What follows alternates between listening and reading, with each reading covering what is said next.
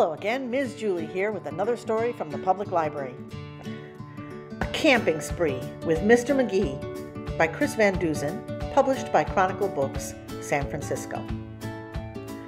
Early one morning at 7:03, Mr. Magee and his little dog Dee packed up the camper and hitched up the load, hopped in the Rambler and hit the road. They drove to the mountains far from the sea for 2 nights of camping, or possibly 3. "There's nothing like camping," said Mr. Magee. "I know you'll love it. Just you wait and see. The views are fantastic. There's hardly a sound. Aside from the wildlife, there's no one around. And the air is so sweet you'll sleep like a log," said Mr. Magee to his small spotted dog. A few hours later, they took a sharp right and found a great spot to lay camp for the night. It was high on a hill with a beautiful view of Mount Adams, Mount Lincoln, Mount Jefferson too, but perhaps the most wonderful feature of all was the brook that ran over the steep waterfall. Dee gathered pine cones and branches and logs, and Magee made a campfire and cooked some hot dogs. As the sun set behind far distant knolls, they sat roasting marshmallows over the coals. As the embers went out, they felt tired and dozy, so they climbed in their bunk beds all comfy and cozy. But while they were falling asleep without care, along came a stumbling, bumbling bear.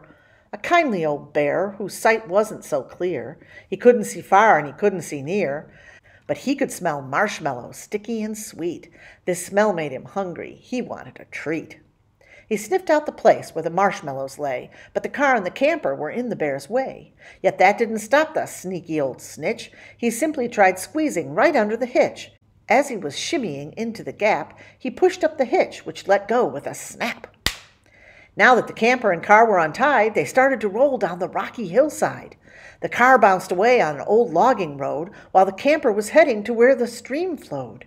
It flew down the hill in a wild, bumpy ride, with Dee and Magee sleeping soundly inside. They were snoring and snoozing, enjoying a dream, when splash went the camper right into the stream. The splash shook the camper. They bumped out of bed. "Now what in the world was that?" Magee said. And when he looked out and saw where they were, his hair stood on end, and so did Dee's fur. They were caught in the rapids, but that wasn't all. They were headed smack dab for the big waterfall. Dee and Magee both started to quiver as faster and faster they headed downriver.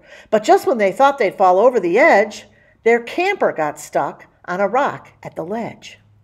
So there they were, stranded, Magee and his pup, on the top of a waterfall 50 feet up. Meanwhile, that nearsighted bear from before was searching for one little marshmallow more. When lo and behold, as if out of a dream, he spied something sweet floating over the stream. But what the bear thought was marshmallow treat was really the hitch and not something to eat.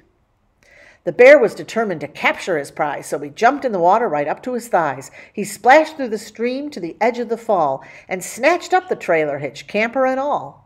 Dee felt a tug and Magee heard a knock as the bear pulled the camper right off of the rock. He dragged them both all the way back to the bank when he realized the hitch was not sweet but quite rank. He spit out the hitch and he left in dismay, while Magee and Dee's camper again rolled away. It flew down the path with a jolt and a jar and stopped in some bushes right next to the car.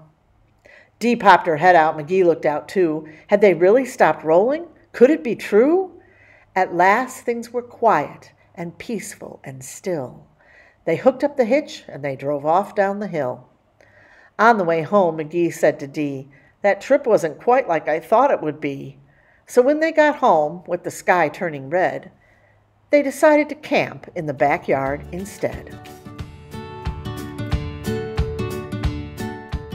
Thanks for joining us, and I hope you come back for more crafts and stories from the public library.